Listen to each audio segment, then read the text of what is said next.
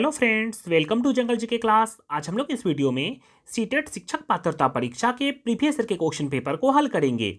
2011 से आज तक जितने भी गणित के प्रीवियस ईयर के क्वेश्चन पेपर पूछे गए हैं सभी को सेट बाय सेट रिवीजन करेंगे।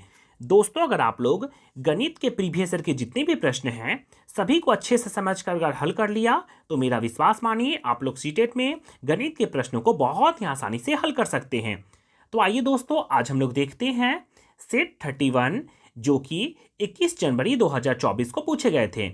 दोस्तों, अगर आप लोग सीटेट के एग्जाम में कभी भी बैठते हैं तो आप लोगों को गणित के प्रश्न भाग 2 जो कि 31 से लेकर 60 तक के प्रश्नों में देखने को मिलते हैं। तो चलिए दोस्तों, एक एक करके समझकर हम लोग हल करते हैं सभी को। तो आइए दोस्तों, हम लोग सबसे पहले हल करते हैं क्वेश्चन नंबर 31 को। तो चलिए देखते हैं क्वेश्चन नंबर 31 में क्या पूछा गया था। क्वेश्चन नंबर 31 में लिखा हुआ है दोस्तों, निम्नलिखित में से कौन सी प्राथमिक स्तर पर गणितीय भाषा की विशेषताएं होनी चाहिए। निम्नलिखित में से कौन सी प्राथमिक स्तर पर गणितीय भाषा की विशेषताएं होनी चाहिए। इसमें पहला ऑप्शन लिखा हुआ है यह सटीक होनी चाहिए। यह एकदम सही है। प्राथमिक स्तर पर गणितीय भाषा की विशेषताएं क्या है, यह सटीक होनी चाहिए। मतलब गणित का जो है वो कभी भी आंसर एक ही को आता है, तो इसलिए यह सटीक होनी चाहिए। ए नंबर तो सटीक हो जाएगा। बी नंबर में लिखा हुआ है यह अस्पष्ट होनी चाहिए। सबसे पहले इसको काट देना है। गणित में कभी भी आंसर आता है जो अस्पष्ट आता है, मतलब कोई करेक्ट आंसर आता है, और यहाँ अस्पष्ट यूज किया तो ये तो हो नहीं सकता है।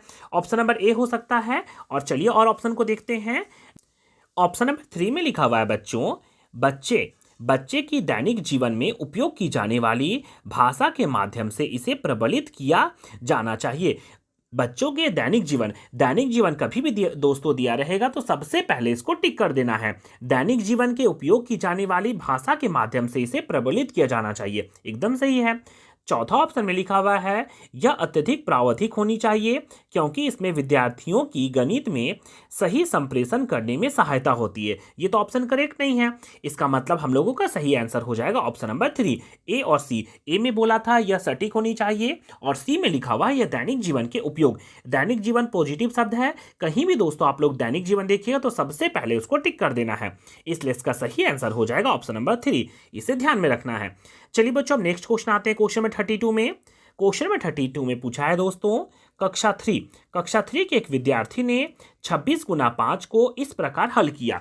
कक्षा 3 के एक विद्यार्थी ने 26 गुना 5 को किस प्रकार हल किया है। 26 गुना 5, 6 पचे 30 पूरा 30 लिख दिया है और 5 दूना 10 पूरा 10 लिख दिया है। और हमसे क्वेश्चन में बोला था निम्नलिखित में से यह दोहराना इस भांति को सुधारने के लिए सबसे उपयुक्त होना चाहिए। ये जो गलती किया है इसको सही करने के लिए हम लोग क्या कर सकते हैं। तो इसमें 4 ऑप्शन दिया हुआ है दोस्तों। एक अंक से गुना, एक अंक की एक अंक से गुना, ये तो गुना किया है तो हो नहीं सकता है। दूसरा ऑप्शन में लिखा हुआ है पुनर्समूहीकरण की अवधारणा, पुनर्समूहीकरण की, फिर से उसको पुनर्समूहीकरण की अवधारणा, ये तो हो सकता है। तीसरा ऑप्शन में लिखा हुआ है पहाड़ों का प्रत्यास्मरण। चौथा ऑप्शन में लिखा हुआ एकांकी संगति। इसका सही आंसर हो जाएगा दोस्तों ऑप्शन नंबर दूसरा, पुनर्समूहीकरण की अवधारणा। फिर से उसको हल करेगा अच्छा से तो वो आंसर सही बना सकता है, इसलिए इसका सही आंसर हो जाएगा ऑप्शन नंबर दूसरा, पुनर्समूहीकरण की अवधारणा। इसे ध्यान में रखना है। चलिए बच्चों, नेक्स्ट क्वेश्चन आते हैं क्वेश्चन नंबर 33 में। क्वेश्चन नंबर 33 में पूछा गया था दोस्तों, एक संख्या में 8 जोड़ दिया जाए, एक संख्या में 8 जोड़ दिया जाए तो वह दुगनी हो जाती है, वह संख्या क्या होगी। एक संख्या उसमें जैसे ही 8 जोड़ेंगे तो वह अपने का दुगनी हो जाती है, तो कौन सी संख्या होगा। तो चलिए ऑप्शन से देखते हैं। अगर मान के चलिए 6 को लिया जाएगा, 6 में 8 जोड़ेंगे तो 8 6 हो जाएगा 14, तो 6 का दुगना होता है 12, ये तो होगा नहीं। दूसरा ऑप्शन में है 8 में से अगर 8 जोड़ दिया जाए, क्योंकि 8 बोला है जोड़ने के लिए, 8 में से अगर 8 जोड़ेंगे तो 8 दुना होता है 16। और देखिए तो 16 जो है वो 8 का दुगना है क्या, हाँ, ये ऑप्शन में इसका है 8 का दुगना होता है 16। इसका मतलब ये सही आंसर हो जाएगा ऑप्शन नंबर दूसरा। देखिए कितना आसान क्वेश्चन था दोस्तों, मैथ के प्रश्न जो है वो बहुत ही आसानी से पूछे जाते हैं। बस क्वेश्चन को अगर आप लोग अच्छा से समझिएगा तो एनसीईआरटी के मैथ के प्रश्नों को आप लोग बहुत आसानी से हल कर सकते हैं और इसके पेडागोजी के प्रश्नों को भी बहुत आसानी से हल कर सकते हैं। चलिए दोस्तों, अब नेक्स्ट क्वेश्चन आते हैं क्वेश्चन नंबर 34 में। क्वेश्चन नंबर 34 में पूछा गया है दोस्तों, एक मिलीमीटर बराबर होती है। 1 मिलीमीटर कितनी किसके बराबर होगी? तो सबसे पहले हम लोग समझते हैं क्या बोला है क्वेश्चन में। 1 मिलीमीटर, 1 मिलीमीटर जो है वो बराबर होती है 1/10 सेंटीमीटर का। कितना? 1/10 सेंटीमीटर का। और 1/10 सेंटीमीटर, नीचे कितना जीरो है बच्चों? एक जीरो है, तो इसका मतलब एक अंक के बाद पॉइंट हो जाएगा, तो इसका मतलब क्या हो जाएगा? 0.1 सेंटीमीटर। क्या बोला था? 1 मिलीमीटर बराबर होती है 1/10 सेंटीमीटर। इसे आपको ध्यान में रखना है। और 1/10 सेंटीमीटर, इसको जैसे ही हम लोग भागा देंगे तो ये हम लोगों का आएगा 0.1 सेंटीमीटर। देखिए तो कहीं ऑप्शन में लिखा हुआ है क्या? तो ऑप्शन नंबर दूसरा इसका सही आंसर हो जाएगा, 0.1 सेंटीमीटर। इसे ध्यान में रखना है। चलिए बच्चों, अब नेक्स्ट क्वेश्चन आते हैं क्वेश्चन नंबर 35 में। क्वेश्चन नंबर 35 में पूछा गया था दोस्तों, एक खाली स्थान सदैव समबहुभुज होता है। एक क्या हो सकता है जो समबहुभुज होगा? मतलब चारों भुजा या जितना भी भुजा दिया रहेगा वो बराबर होगा। एक समद्विबाहु त्रिभुज, ये तो हो नहीं सकता है, क्योंकि समद्विबाहु मतलब केवल दो ही भुजा बराबर होगा, ये तो हो नहीं गा। वर्ग, वर्ग में क्या चारों भुजा बराबर होता है क्या? हाँ, ये बहुभुज भी है और चारों भुजा बराबर भी है, मतलब क्या समबहुभुज है। इसलिए इसका सही आंसर हो जाएगा ऑप्शन नंबर दूसरा। इसे ध्यान रखना है। चलिए बच्चों, नेक्स्ट क्वेश्चन आते हैं क्वेश्चन नंबर 36 में। क्वेश्चन नंबर 36 में पूछा गया था दोस्तों, त्रिभुज के सभी कोणों का योग होता है। त्रिभुज के सभी कोणों का योग कितना होता है? तो कोई भी त्रिभुज होता है उसके सभी अंधा कोणों का योग 180 डिग्री होता है। तो ऑप्शन नंबर कौन सा हो जाएगा? तो इसका ऑप्शन नंबर हो जाएगा 3, 180 डिग्री। मान के चलिए दोस्तों, आपसे अगर चतुर्भुज पूछ लेता तो चतुर्भुज के चारों कोणों का योग 360 डिग्री होता है। इसे भी ध्यान रखना है। हो सकता है आपसे नेक्स्ट बार चतुर्भुज पूछ लिया जाए, तो चतुर्भुज के चारों कोणों का योग 360 डिग्री होता है और त्रिभुज के तीनों कोणों का योग 180 डिग्री होता है। इसलिए इसका सही आंसर हो जाएगा ऑप्शन नंबर तीसरा। इसे ध्यान रखना है। चलिए बच्चों, नेक्स्ट क्वेश्चन आते हैं क्वेश्चन नंबर 37 में। क्वेश्चन नंबर 37 में पूछा है दोस्तों, निम्नलिखित में से कौन सी आरंभिक संख्या, निम्नलिखित में से कौन सी आरंभिक संख्या अवधारणा के बनने से संबंधित है? अवधारणा के बनने से संबंधित है। इसमें पहला ऑप्शन में लिखा हुआ एकांकी संगति, हाँ ये अवधारणा के बनने से संबंधित हो सकता है, एकांकी संगति। और दूसरा में लिखा हुआ है पदानुक्रमिक समावेशन, तीसरा में लिखा हुआ है मूलभूत सक्रियाएं। तो ए नंबर भी सही है और बी नंबर भी सही है। हमसे पूछा था आरंभिक संख्या अवधारणा के बनने में संबंधित है, तो एकांकी संगति भी है और पदानुक्रमित समावेशन भी है, ऑप्शन नंबर ए बी। अब देखिए तो ए बी कहां पर हो जाएगा दोस्तों? तो ए बी लिखा हुआ है ऑप्शन नंबर तीसरा में। इसका सही आंसर हो जाएगा ऑप्शन नंबर तीसरा। ये पेडागोजी से क्वेश्चन पूछे गए हैं दोस्तों, और पेडागोजी के क्वेश्चन जो है वो रिपीट होते रहते हैं, इसलिए इसे ध्यान में रखना है। चलिए बच्चों, अब नेक्स्ट क्वेश्चन आते हैं क्वेश्चन नंबर 38 में, जो कि पेडागोजी से पूछे गए हैं। ऑप्शन क्वेश्चन में क्या पूछा गया दोस्तों? तो क्वेश्चन में पूछा गया था गणितीय शिक्षण, गणितीय शिक्षण में संज्ञात्मक संघर्ष के विचारों के लिए निम्नलिखित में से कौन सा कथन सबसे उपयुक्त है? संज्ञात्मक संघर्ष के लिए कौन सा कथन सबसे उपयुक्त है? चलिए देखते हैं। पहला ऑप्शन में लिखा हुआ है संज्ञात्मक संघर्ष के प्रति बच्चों को सुगम्य बनाने के शिक्षण के विचारपूर्ण प्रयासों से उनकी गणितीय समझ को बढ़ावा मिल सकता है। बढ़ावा ला शब्द लिखा हुआ है, मतलब ये पॉजिटिव है, तो ये हो सकता है।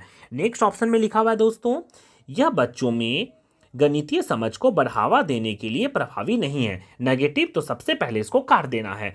तीसरा ऑप्शन में लिखा हुआ है संज्ञात्मक संघर्ष से बचना चाहिए, क्योंकि इससे बच्चे भ्रमित होते हैं। नहीं, संज्ञात्मक संघर्ष से बच्चे सीखते हैं, भ्रमित थोड़ी ना होते हैं, तो इसलिए ये भी आंसर कट जाएगा। इसलिए इसका सही आंसर हो जाएगा ऑप्शन नंबर ए। देखिए तो कौन सा दिया हुआ है, तो इसका सही आंसर हो जाएगा ऑप्शन नंबर 3, जो कि केवल ए दिखा हुआ, ऑप्शन नंबर 3। इसे ध्यान में रखना है। चलिए बच्चों, नेक्स्ट क्वेश्चन आते हैं क्वेश्चन नंबर 39 में। क्वेश्चन नंबर 39 में पूछा गया है बच्चों, जब शिक्षिका, क्या बोला है? तो जब शिक्षिका यह सुनिश्चित करती है कि उसके द्वारा बनाया गया टेस्ट उस टेस्ट के उद्देश्य एवं कटौती को पूरा करते हैं। शिक्षिका द्वारा बनाया गया टेस्ट उस टेस्ट को उद्देश्य को एवं कटौती को पूरा करते हैं, तब मूल्यांकन के लिए के किस पक्ष का उपयोग किया गया है? मूल्यांकन करने के लिए किस पक्ष का उपयोग किया गया है? वैधता, व्यवहारिकता, विश्वसनीयता या सुसंगति? इसका सही आंसर हो जाएगा बच्चों ऑप्शन नंबर 1, वैधता। यह जो प्रश्न है वो क्या उद्देश्य भी है और कटौती को भी पूरा करते, इसलिए यह वैध प्रश्न हो जाएगा, ऑप्शन नंबर ए। इसे ध्यान में रखना है। चलिए बच्चों, नेक्स्ट क्वेश्चन आते हैं क्वेश्चन नंबर 40 में। क्वेश्चन नंबर 40 में पूछा गया है बच्चों,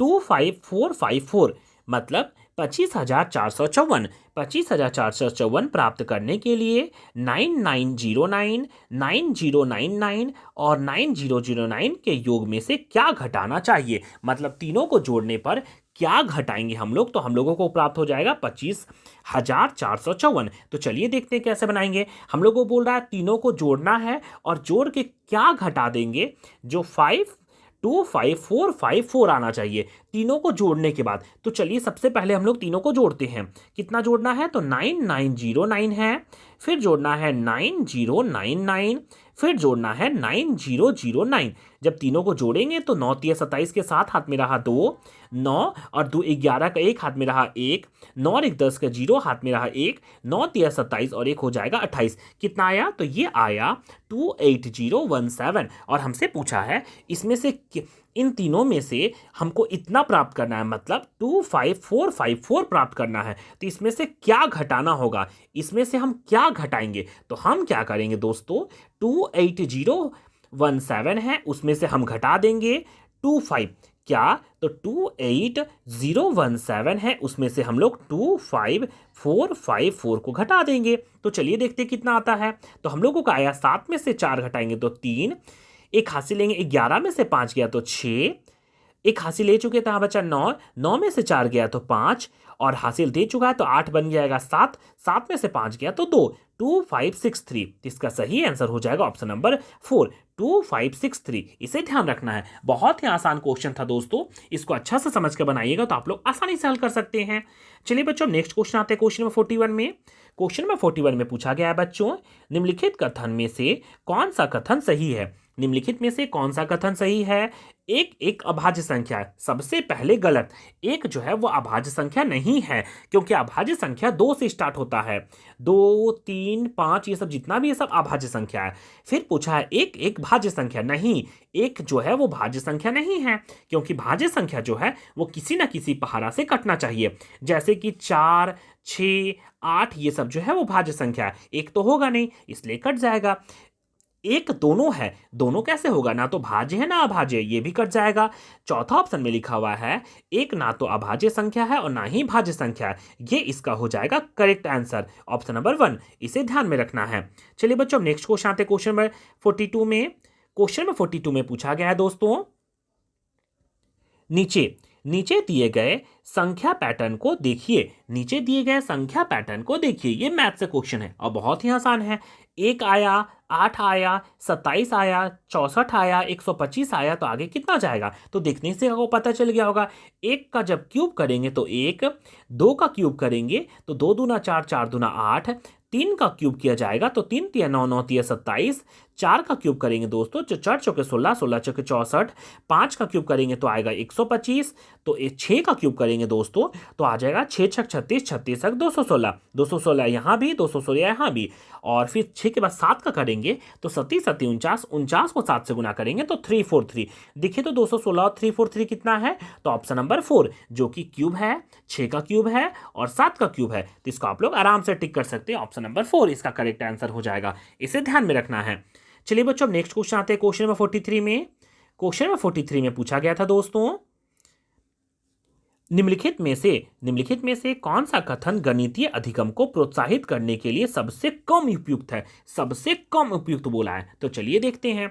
सबसे पहला लिखा हुआ है, असफलता का अर्थ यह नहीं होता कि विद्यार्थी गणित नहीं कर सकते। अगर कोई बच्चा असफल हो रहे तो ऐसा नहीं है कि विद्यार्थी गणित कर ही नहीं सकते हैं, ये तो होगा नहीं, हमसे कम उपयुक्त पूछा है। दूसरा में लिखा हुआ गणित, सभी गणित सीख सकते हैं, एकदम सही, सभी गणित सीख सकते हैं, ये तो होगा नहीं क्योंकि हमसे नेगेटिव पूछा है। तीसरा ऑप्शन में लिखा हुआ है गणितीय अधिगम जेंडर विशिष्टता नहीं होती, एकदम सही, गणितीय अधिगम जो है जेंडर मतलब लिंग भेदभाव तो होता ही नहीं गणित में, ये भी सही है, मतलब ये होगा नहीं, हमसे नेगेटिव पूछा है। चौथा ऑप्शन में लिखा हुआ है अंतर्ज्ञान को हतोत्साहित, हतोत्साहित शब्द देखना है तो सबसे पहले इसको हतोत्साहित कर देना है, मतलब काट देना है, लेकिन हमसे नेगेटिव पूछा है तो इसका सही आंसर हो जाएगा ऑप्शन नंबर 4 नेगेटिव, जो कि हतोत्साहित एक नेगेटिव शब्द है, इसे ध्यान में रखना है। चलिए बच्चों नेक्स्ट क्वेश्चन आते हैं क्वेश्चन नंबर 44 में। क्वेश्चन नंबर 44 में पूछा गया था दोस्तों, 25.3 को 5 से गुना किया है माइनस 35 भागा 5 माइनस 3 गुना 18.5 और इसका सही मान कितना होगा। तो आप लोगों ने पढ़ा था दोस्तों, कभी भी इस तरह से क्वेश्चन दिया रहेगा तो हम लोग इसको बॉडमास के नियम के हिसाब से सॉल्व करेंगे। बॉडमास के नियम के हिसाब से, बॉडमास नियम क्या कहता है दोस्तों, तो बॉडमास नियम कहता है कि पहले ब्रैकेट कीजिए, फिर भाग कीजिए, फिर गुना कीजिए, फिर जोड़ कीजिए और फिर घटाव कीजिए। बी मतलब ब्रैकेट, डी मतलब डिवाइड, एम मतलब मल्टीप्लाई और ए मतलब ऐड और एस मतलब सब्ट्रैक्ट। तो सबसे पहले हम क्या करेंगे, तो सबसे पहले हम भाग करेंगे। 35 5 को 35 से भागा देंगे तो दोस्तों हो जाएगा 7 माइनस, फिर हम क्या करेंगे, गुना कर देंगे। 2 5.3 को 5 से गुना करेंगे तो जैसे ही 5 को 5 से जैसे ही गुना किया जाएगा दोस्तों, तो ये हम लोगों का आ जाएगा 126.5। जैसे ही दोनों गुना करेंगे तो 126 पॉइंट हो जाएगा 5 और माइनस लिखा हुआ है 7 माइनस और 3 गुना 18.5 को गुना करेंगे दोस्तों, तो ये हम लोगों का हो जाएगा 5.5। अब क्या करना है, सबको घटा देना है।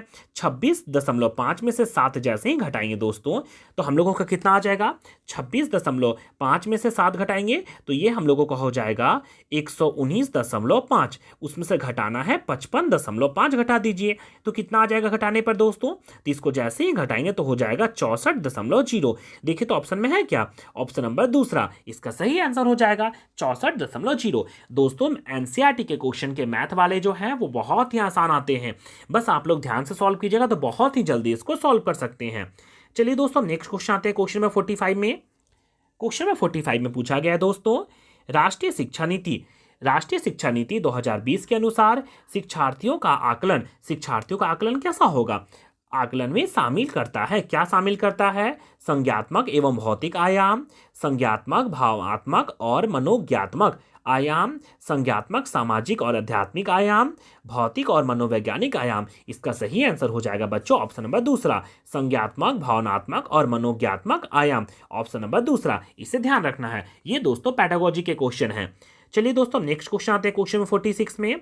क्वेश्चन नंबर 46 में पूछा गया है दोस्तों, किसी स्थान ओ से आरंभ करके एक मेढक 3 कदम और एक खरगोश 7 कदम का छलांग लगाती है। मेढक जो है वो 3 कदम कूदते हैं और खरगोश जो है वो 7 कदम कूदते हैं। फिर क्या बोल रहा है, निम्नलिखित में से किस कदम पर वे एक साथ छलांग लगाएंगे, किस कदम पर एक साथ छलांग लगाएंगे। ऐसा क्वेश्चन दिया रहेगा दोस्तों, तो एक बार दिया हुआ मेरा मेढक 3 और खरगोश दिया हुआ है 7। तो आप लोगों को क्या करना है दोस्तों, 3 और 7, इसमें 4 ऑप्शन दिया हुआ है दोस्तों, तो ऑप्शन से इसको टिक कर देना है। हमको चेक करना है कि कौन सा ऑप्शन से 3 का पहाड़ा से भी और 7 का पहाड़ा से भी कट जाएगा। तो चलिए देखते हैं। 3 4 3, जैसे ही इसको 3 से भागा देंगे तो 3 एकम 3 और 43 4 का 3 का पहाड़ा में नहीं आएगा, तो इसलिए हो नहीं सकता है। दूसरा ऑप्शन में लिखा हुआ है 37.371, मतलब 371 है। 371 को 3 से भागा देंगे दोस्तों तो 3 एकम 3 हो जाएगा और 3 दूना 6 और 1 1 11 बच जाएगा। ये 3 से जाएगा नहीं तो होगा नहीं। तीसरा ऑप्शन में लिखा हुआ है 378। चलिए देखते हैं 378 को जैसे ही 3 से भागा देंगे, 3 से 3 एकम 3, 3 दूना 6, 1 और 18, 3 6 18, 3 से तो कट गया। और 378 को जैसे ही 7 से भागा देंगे तो 7 बचे 35 और 2 बचा, 2 8 28, 7 चौके 28 मतलब 54, आराम से कट गया। इसका मतलब इसका सही आंसर हो जाएगा ऑप्शन नंबर तीसरा। एकदम आसान है, आपको 3 से बस भाग देना है और 7 से देखना है, दोनों से जिसमें भागा चला जाएगा वही इसका हो जाता है करेक्ट आंसर। इसलिए इसका सही आंसर हो जाएगा ऑप्शन नंबर तीसरा, इसे ध्यान रखना है। चलिए बच्चों नेक्स्ट क्वेश्चन आते हैं क्वेश्चन 47 में। क्वेश्चन में 47 में पूछा गया दोस्तों, 2 पूर्णांक, इसको पूर्णांक पढ़ते हैं, 2 पूर्णांक 2/3 समकोण में डिग्री की संख्या कितनी होगी। 2 पूर्णांक 2/3 समकोण में डिग्री की संख्या कितनी होगी। चलिए सबसे पहले जानते हैं, अगर हम लोग जानते हैं कि एक समकोण में डिग्री की संख्या कितनी होती है 90 डिग्री, तो हमसे पूछा है 2 पूर्णांक 2/3 समकोण में कितनी डिग्री होगी। तो हम लोग जानते हैं, तो कैसे करेंगे, दोनों को मल्टीप्लाई कर देंगे, 90 गुना 2 पूर्णांक 2/3। तो सबसे पहले पूर्णांक को हम लोग तोड़ेंगे, तो 2 पूर्णांक 2/3 को कैसे तोड़ा जाता है, नीचे को ऊपर से गुना कर दिया जाता है। 2 तिया हो जाएगा 6, 6 में से ऊपर वाला को जोड़ देंगे, 2 तिया 6, 6 और 2 हो जाएगा 8, मतलब कितना हो जाएगा दोस्तों, 8/3, तो क्या करेंगे हम लोग गुना कर देंगे 90 में, 8/3 गुना कर देंगे। तो चलिए देखते हैं कटेगा क्या। 3 एकम 3, 3 तिया 9, 0 आया 30, और 30 को जैसे ही 8 से गुना करेंगे तो 8 तिया 24 मतलब 240। इसका सही आंसर हो जाएगा ऑप्शन नंबर तीसरा 240। इसे ध्यान रखना है। नेक्स्ट क्वेश्चन दोस्तों, अब हम लोग आते हैं क्वेश्चन नंबर 48 में। क्वेश्चन नंबर 48 में पूछा गया है दोस्तों, निम्नलिखित में से किसकी लागत सबसे कम है। निम्नलिखित में से किसकी लागत जो है वो सबसे कम है। कितना आसान क्वेश्चन दिया हुआ है दोस्तों। बस आप लोगों को केवल क्या करना है, सभी को गुना करके चेक करना। देखिए जब चेक करते हैं हम लोग, किसका लागत जो है वो सबसे कम आएगा। पहला में लिखा हुआ है 750 रुपये पैकेट वाले 75 पैकेट। दूसरा में लिखा हुआ है 7.50 रुपये प्रत्येक पैकेट वाले 750 पैकेट। तीसरा में लिखा हुआ है 750 रुपये प्रत्येक पैकेट वाले 7.5 दर्जन, याद रखिएगा दर्जन।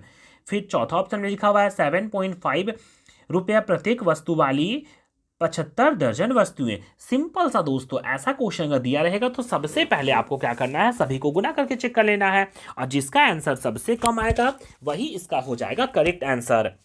तो चलिए दोस्तों एक करके हम लोग गुना करते हैं। तो सबसे पहले दोस्तों हम लोग 750 को 75 से गुना करेंगे। 750 को 75 से जैसे ही गुना करेंगे दोस्तों, तो ये हम लोगों का आएगा 56250। ये आया। 7.50 को 750 से जैसे ही गुना करेंगे तो ये हम लोगों को आएगा 5625। नेक्स्ट इसी तरह से इसको गुना करेंगे, इसको गुना करेंगे, और जिसमें सबसे कम आएगा दोस्तों वही इसका हो जाएगा करेक्ट आंसर। लेकिन ध्यान देना है दोस्तों, तीसरा नंबर में दर्जन लिखा हुआ है, मतलब सबसे पहले 7.5 को 12 से गुना करना है, क्योंकि एक दर्जन में 12 पीस होता है, तो 12 से गुना करना है। जो इसका आएगा उसको हम लोग गुना करेंगे 750 से। फिर क्या करना है, चौथा नंबर में वही करना है। 7.5 लिखा हुआ मतलब 75 लिखा हुआ है, और 75 दर्जन है। 75 दर्जन है तो सबसे पहले इसको 12 से गुना कीजिएगा, और फिर 7.50 से गुना कीजिएगा। इसमें जो इसका सबसे कम आएगा वही इसका हो जाएगा आंसर। लेकिन इसका सही आंसर हो जाएगा दोस्तों ऑप्शन नंबर दूसरा 5625, ऑप्शन नंबर दूसरा। इसे ध्यान में रखिएगा। इसको दोस्तों आप लोग सिंपल सा गुना करके भी चेक कर सकते हैं। चलिए दोस्तों नेक्स्ट क्वेश्चन आते हैं, क्वेश्चन नंबर 49 में। दोस्तों सीटेट में मैथ के प्रश्न दोस्तों प्रीवियस ईयर से मिलते जुलते ही पूछे जाते हैं, इसलिए कभी भी प्रैक्टिस सेट आपको प्रैक्टिस नहीं करना है। हमेशा आप लोग प्रीवियस ईयर वाले क्वेश्चन पे ध्यान दीजिएगा, जिससे आप लोग सीटेट में मैथ के प्रश्नों को बहुत ही आसानी से हल कर सकते हैं। चलिए दोस्तों अब हम लोग क्वेश्चन आते हैं क्वेश्चन नंबर 49 में। क्वेश्चन नंबर 49 में पूछा गया दोस्तों, राष्ट्रीय शिक्षा नीति 2020 भारत का ज्ञान के बारे में बात करती है। राष्ट्रीय शिक्षा नीति 2020 जो है वो भारत का ज्ञान के बारे में बात करती है। निम्नलिखित में से क्या इनमें से सम्मिलित नहीं है, क्या इनमें से सम्मिलित नहीं पूछ रहा है। चलिए ऑप्शन को देखते हैं। पहला ऑप्शन में लिखा हुआ आधुनिक भारत के प्रति प्राचीन भारत का ज्ञान और उसका योगदान हो सकता है। आधुनिक भारत में, अभी के भारत में पहले वाला भारत का कुछ ज्ञान तो योगदान होगा, हो सकता है। दूसरा ऑप्शन में लिखा हुआ है विभिन्न विषयों जैसे गणित, खगोल विज्ञान, चिकित्सा, कृषि इत्यादि के हिस्से के रूप में आदिवासी ज्ञान अधिगम के स्वदेशी और पारंपरिक तरीके, हो सकता है। एकदम सही है ये भी। तीसरा ऑप्शन में लिखा हुआ है संस्कृति आदान प्रदान कार्यक्रम के हिस्से के रूप में विभिन्न राज्यों के दौरा, ये भी हो सकता है। चौथा ऑप्शन में लिखा हुआ है दोस्तों विद्यार्थियों के ज्ञान में समृद्ध के आकलन के लिए औपचारिक परीक्षा। परीक्षा शब्द देखना है दोस्तों, सबसे पहले इसको काट देना है क्योंकि ये नेगेटिव है और हमसे नेगेटिव पूछा, तो इसका सही आंसर हो जाएगा ऑप्शन नंबर 4। इसे ध्यान में रखना है। चलिए बच्चों नेक्स्ट क्वेश्चन आते हैं क्वेश्चन में 50 में। क्वेश्चन में 50 में पूछा गया था बच्चों, निम्नलिखित में से कौन सा मॉडल शुरुआती कक्षा बच्चा जब शुरू स्टार्ट करते हैं कोई पढ़ाई को, शुरुआती कक्षा के शिक्षार्थियों के इकाई दहाई और सैकड़ा के संबंध में के बारे में अवधारणात्मक समझ विकसित करने के लिए सबसे कम उपयुक्त है। मतलब इकाई दहाई सैकड़ा पढ़ने में सबसे कम उपयुक्त है। प्राथमिक कक्षा मतलब ऐसे बच्चे के बारे में बताया गया है जो बच्चे शुरुआत करते हैं पढ़ाई। तो क्या लिखा हुआ है, सबसे ऑप्शन पहला लिखा हुआ है डिंग्स ब्लॉक्स, हो सकता है मुद्रा पहचान सकते हैं, गिन तारा हो सकता है, या स्थानीय मानचाट। इसका सही आंसर हो जाएगा बस तो ऑप्शन नंबर 4 स्थानीय मानचाट। बच्चे अभी शुरू पढ़ाई किए ही हैं तो स्थानीय मानचाट के बारे में अच्छे से नहीं जान पाएंगे, इसलिए इसका सही आंसर हो जाएगा ऑप्शन नंबर 4। यह कम उपयुक्त है, इसे ध्यान में रखना है। चलिए बच्चों नेक्स्ट क्वेश्चन आते हैं क्वेश्चन 51 में। क्वेश्चन में 51 में पूछा गया था बच्चों, ब्रिज ब्रिज के पास अपनी पसंद की जमीन घेरने के लिए 100 मीटर तार था। 100 मीटर तार था। वह सबसे बड़ा जमीन का टुकड़ा लेना चाहता है। वो सबसे बड़ा जमीन का टुकड़ा लेना चाहता है। निम्नलिखित में से उसे किस माप का टुकड़ा लेना चाहिए ताकि उसका जमीन का क्षेत्रफल सबसे अधिकतम हो, सबसे अधिकतम होगा। तो इसको कैसे हल करेंगे दोस्तों? तो इसको हल करना तो बेहद आसान है। आपको क्या करना है, केवल सभी को गुना कर देना है और जिसमें सबसे ज्यादा आएगा वही इसका हो जाएगा करेक्ट आंसर। चलिए करके देख लेते हैं। सबसे पहले 15 को 35 से गुना करेंगे दोस्तों, तो ये हम लोगों का आएगा 525 जो कि ए नंबर में है। 30 को 20 से गुना करेंगे दोस्तों, तो ये हो जाएगा 600 जो कि बी नंबर में है। और सी में 25 को 25 से गुना करेंगे दोस्तों, तो ये हो जाएगा 625 जो कि सी में है, मतलब तीसरा में है। और चौथा में है दोस्तों 5 को 45 से गुना करेंगे दोस्तों, तो ये हो जाएगा 225। देखिए तो सबसे बड़ा कौन है, तो ऑप्शन नंबर सी मतलब तीसरा 625 इसका सही आंसर हो जाएगा ऑप्शन नंबर तीसरा। बस आपको सिंपल सा पकड़ना है कि सबसे ज्यादा कब आएगा, यही इसका हो जाएगा आंसर ऑप्शन नंबर तीसरा। इसे ध्यान में रखना है। चलिए बच्चों नेक्स्ट क्वेश्चन आते हैं क्वेश्चन में 52 में। क्वेश्चन में 52 में पूछा गया था बच्चों, गणित के शिक्षण में उपागमों की विविधता के लिए निम्नलिखित में से कौन सा सत्य नहीं है। गणित के शिक्षण में उपागमों की विविधता के लिए निम्नलिखित में से कौन सा सत्य नहीं है। ऑप्शन देख लेते हैं। पहला ऑप्शन में लिखा हुआ है, ऐसा बहुत बार होता है कि एक समस्या का समाधान करने के कई तरीके होते हैं। एकदम सही, मैथ में बहुत तरीका होता है मैथ को सॉल्व करने का, ये तो हो सकता है। दूसरा ऑप्शन में लिखा हुआ है, एक बच्चा के अधिगम में बाधा डालता है। यह बच्चा के अधिगम में बाधा डालता है और क्योंकि यह भ्रम का अगुवाई करता है। एकदम गलत, बच्चा के क्या बोला है, तो यह बच्चा के अधिगम में बाधा तो नहीं डालता है ना, बाधा डालता है, ये तो ऐसा नहीं है, मतलब नेगेटिव बोला है। तो इसका सही आंसर हो जाएगा बच्चों ऑप्शन नंबर दूसरा, क्योंकि नेगेटिव पूछा है तो हमको नेगेटिव डालना है। बोला है क्वेश्चन में कि गणित के शिक्षण में उपागमों की विविधता के लिए निम्नलिखित में से कौन सा कथन असत्य है, तो ये बाधा डालता है। बाधा जो है वो नेगेटिव शब्द है, इसलिए इसका सही आंसर हो जाएगा ऑप्शन नंबर दूसरा। इसे ध्यान रखना है। चलिए बच्चों नेक्स्ट क्वेश्चन आते हैं क्वेश्चन में 53 में। क्वेश्चन में 53 में पूछा गया दोस्तों, निम्नलिखित में से कौन सा कथन सबसे अधिक उपयुक्त है। सबसे अधिक उपयुक्त दोस्तों, आप लोग क्या करते हैं, जल्दीबाजी में कभी भी सीटेट के एग्जाम में बैठते हैं तो जल्दीबाजी में क्वेश्चन पढ़ते ही नहीं है और नेगेटिव को पॉजिटिव पढ़ देते हैं। इसलिए कभी भी क्वेश्चन दोस्तों पढ़िएगा तो आराम से क्वेश्चन पढ़िएगा। अगर क्वेश्चन आप लोग पढ़िएगा तो आप लोग आराम से सही पढ़ के उसको आंसर टिक कर सकते हैं, इसे ध्यान में रखिएगा। चलिए बच्चों क्वेश्चन में 53 देखते हैं। क्वेश्चन में 53 में पूछा गया दोस्तों, निम्नलिखित में से कौन सा कथन सबसे अधिक उपयुक्त है। ऑप्शन देख लेते हैं। गणित की लैब जरूरी है क्योंकि यह क्रियाशीलता गतिविधियों को अवसर प्रदान करती। एकदम सही, इसका सही आंसर हो जाएगा ऑप्शन नंबर 1। लैब वाला शब्द दिखेगा तो सबसे पहले उसको टिक कर देना है, या फिर दैनिक जीवन से जुड़ा हुआ कुछ शब्द दिखेगा तो उसको सबसे पहले टिक कर देना है, क्योंकि ये पॉजिटिव है और हमसे पूछा है सबसे अधिक उपयुक्त कौन है, तो इसका सही आंसर हो जाएगा दोस्तों ऑप्शन नंबर 1। इसको ध्यान में रखिएगा। चलिए बच्चों नेक्स्ट क्वेश्चन आते हैं क्वेश्चन में 54 में। क्वेश्चन में 54 में पूछा गया है दोस्तों,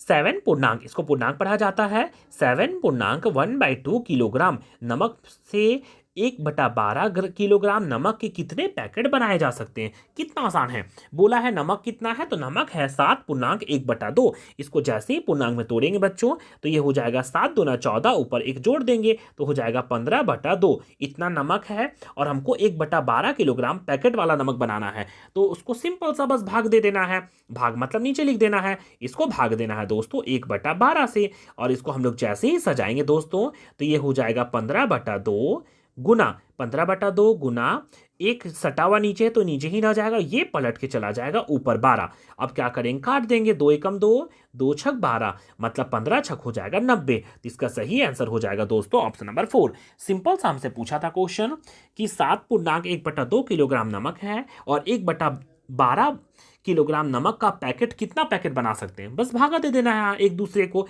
वही इसका हो जाएगा करेक्ट आंसर। इसे ध्यान में रखना है। चलिए बच्चों नेक्स्ट क्वेश्चन आते हैं। क्वेश्चन में 55 में 182 में से घटाना है 67 और देखिए क्या लिखा हुआ, कितना घटाएंगे तो को हल करवाते हुए एक शिक्षिका मतलब अध्यापिका ने स्पष्ट किया कि हमें 7 को 2 से घटाना है, 7 को 2 से घटाना है और 2 छोटा है 7 से, एकदम सही, ऊपर वाला छोटा है 7 से, इसलिए हमें 8 से एक उधार लेना है, 8 से एक उधार मांग लेगा। तब हम 12 में से 7 को घटा कर पाएंगे, 12 में से 7 घटा लेंगे, 12 बन जाएगा, 12 में से 7 घटाएंगे। एक बच्चे ने अध्यापिका से पूछा, मैडम हम 8 से उधार क्यों ले रहे हैं? उधार लेना अच्छा नहीं होता है, उधार लेना अच्छा नहीं होता है। इस परिस्थिति, सही बात है, उधार लेना अच्छा नहीं होता है। इस परिस्थिति में अध्यापिका को क्या करना चाहिए, वो क्या करेगी? तो चलिए ऑप्शन को देख लेते हैं। पहला ऑप्शन में लिखा हुआ है दोस्तों, अध्यापिका को बच्चे को डांट कर बैठा देना चाहिए। एकदम गलत, बच्चे को तो कभी डांटना ही नहीं है। डांटने वाला शब्द, मूल्यांकन वाला शब्द रहेगा तो सबसे पहले काट देना है। बच्चे को डांटना कभी नहीं है। बच्चे दिल के सच्चे होते हैं, इसलिए जो बच्चे करते हैं वो एकदम सही करते हैं, इसलिए होगा नहीं। दूसरा ऑप्शन में लिखा हुआ, अध्यापिका को उधार शब्द को बदलकर पुनर्समूहीकरण का उपयोग करना चाहिए। एकदम सही, बच्चे को उधार शब्द का उपयोग करने के बजाय पुनर्समूहीकरण का उपयोग करना चाहिए और पुनर्समूहीकरण की प्रक्रिया दिखानी चाहिए। एकदम सही, इसका सही आंसर हो जाएगा बच्चों ऑप्शन नंबर दूसरा। इसका ये सही आंसर है, इसे ध्यान में रखना है।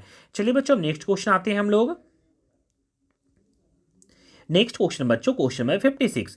क्वेश्चन में 56 में पूछा गया तो बच्चों, यामिनी ने एक पासा 10 बार उछाला और उसे निम्नलिखित परिणाम प्राप्त हुए। ऐसा परिणाम प्राप्त हुआ और हमसे क्वेश्चन में पूछा है निम्नलिखित में से उसे अधिकतम बार कौन सी संख्या प्राप्त हुई। एकदम सिंपल बच्चा वाला क्वेश्चन दिया हुआ है कि सबसे ज्यादा ऐसा कौन सा संख्या है जो सबसे ज्यादा है। तो देखिए तो 3 जो है 1 बार, 2 बार और 3 बार आया है, बाकी सभी संख्या जो कम कम बार आया है, 3 जो है वो सबसे अधिक बार आया है, इसलिए सही आंसर हो जाएगा ऑप्शन नंबर दूसरा। इसे ध्यान में रखना है।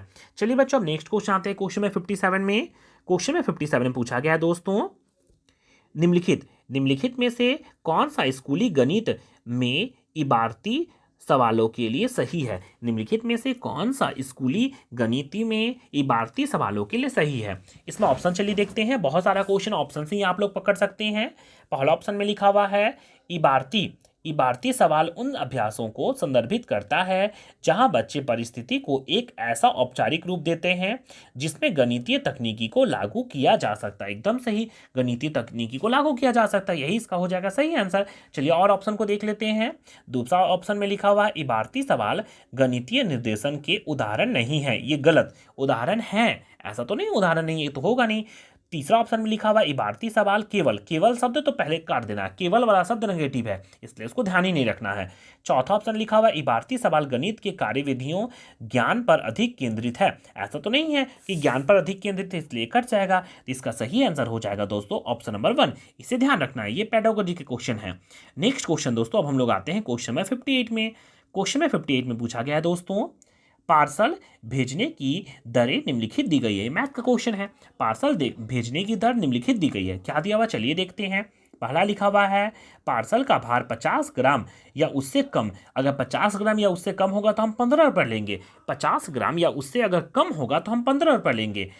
और प्रत्येक 50 ग्राम अतिरिक्त, 50 ग्राम के लिए तो 15 रुपये फिक्स कर दिया। उसके बाद और जितना भार होगा 50 ग्राम का, तो उसमें 700 रुपये हम जोड़ते जाएंगे, मतलब 7 रुपये ऐड करेंगे। मीना अपनी सहेली चारू को पार्सल भेजना चाहती है जो दिल्ली में है। पार्सल का भार 350 ग्राम है। कितना ग्राम है? 350 ग्राम। तो उसको कितना रुपया देना होगा, मतलब कितना रुपया चुकाना होगा। तो कितना आसान क्वेश्चन है। सबसे पहले 50 ग्राम के लिए दी है वो 15 रुपया। कितना रुपया? 15 रुपया। फिर आगे 50 ग्राम के लिए 700 रुपया दे जाएगी। फिर 50 ग्राम होगा तो फिर अब कितना देगी? अब 7 रुपये ही देगी। शुरू में केवल 15 रुपया और फिर जितना ग्राम होगा उसमें फिर 50 ग्राम होते जाएगा तो 7 ऐड करना है। फिर 7 रुपया देगी, फिर 50 ग्राम देगी तो 7 रुपया, रुपया, फिर 50 ग्राम तो 7 रुपया, फिर 50 ग्राम तो 7 रुपया। कितना हुआ अभी तक? 50 50 100, 50 50 100 200, फिर 50 ग्राम तो 7 रुपया, फिर 50 ग्राम देगी तो 7 रुपया, फिर 50 ग्राम देगी तो 7 रुपया। कितना हुआ देखिए तो टोटल 50 ग्राम शुरू में उसका 15 रुपया, फिर जितना 50 ग्राम जोड़ते गए तो 7 रुपया जोड़ते गए। मतलब 50 50 100, 50 50 100 200, 50 50 100 300 और एक 50 मतलब 350। और टोटल कितना रुपया हो गया दोस्तों? तो 7 1 2 3 4 5 6 मतलब 6 सत्ती 42, टोटल 42 रुपया, उसमें से 15 जोड़ देंगे तो कितना हो जाएगा दोस्तों? 5 2 7 और 4 और एक 5 मतलब 57 रुपया। देखिए तो ऑप्शन में है तो ऑप्शन नंबर 4 हो जाएगा 57 रुपया। आप लोग इसको इस तरह से आसानी से हल कर सकते हैं। चलिए बच्चों अब 2 क्वेश्चन और देख लेते हैं। सबसे पहले आते हैं क्वेश्चन नंबर 59 में। क्वेश्चन में 59 में पूछा गया दोस्तों, प्राथमिक स्तर पर आंकड़ों का प्रबंधन के परिचय के लिए निम्नलिखित में से क्या सबसे उपयुक्त है? आंकड़ों का प्रबंधन के लिए परिचय के लिए निम्नलिखित में से क्या सबसे उपयुक्त पूछा है। चलिए ऑप्शन देखते हैं। विद्यार्थियों को बस ट्रेन के समय के सारणी को पढ़ाने के लिए कहना। क्या पढ़ेगा? पढ़ के बच्चा करेगा, उसका समय सारणी क्या करेगा? छोटा बच्चा है तो थोड़ा ना उस समय सारणी ध्यान रखेगा, इसलिए हो नहीं सकता है। दूसरा ऑप्शन में दिया हुआ है, कक्षा में विद्यार्थियों की लंबाई, उनका पसंदीदा खाना, रंग, कार्टून इत्यादि इन आंकड़ों इकट्ठा करना और आंकड़ों पर आधारित प्रश्न पूछना। एकदम सही, छोटा बच्चा है तो यही सब ना काम करेगा, इसलिए इसका सही आंसर हो जाएगा ऑप्शन नंबर दूसरा। इसे ध्यान में रखना है। चलिए बच्चों अब नेक्स्ट क्वेश्चन आते हैं क्वेश्चन नंबर 60 में, जो कि हम लोगों का लास्ट क्वेश्चन है। क्वेश्चन नंबर 60 में पूछा गया है बच्चों, राष्ट्रीय पाठ्यचर्या रूपरेखा 2005 के अनुसार एक प्राथमिक गणित कक्षा में निम्नलिखित में से कौन सी प्रक्रियाएं सबसे कम उपयुक्त है? क्वेश्चन को ध्यान से पढ़िएगा दोस्तों, सबसे कम उपयुक्त पूछा है। तो पहला में लिखा हुआ सूत्र को याद करना। याद शब्द नेगेटिव मतलब सबसे पहले इसको कट कर देना, और हमसे पूछा है सबसे कम तो यही इसका हो जाएगा सबसे कम मतलब नेगेटिव। सूत्र को रटने वाला बात तो है ही नहीं, रटना शब्द दिखेगा सबसे पहले इसको काट दीजिएगा, इसलिए इसका सही आंसर हो जाएगा ऑप्शन नंबर 1।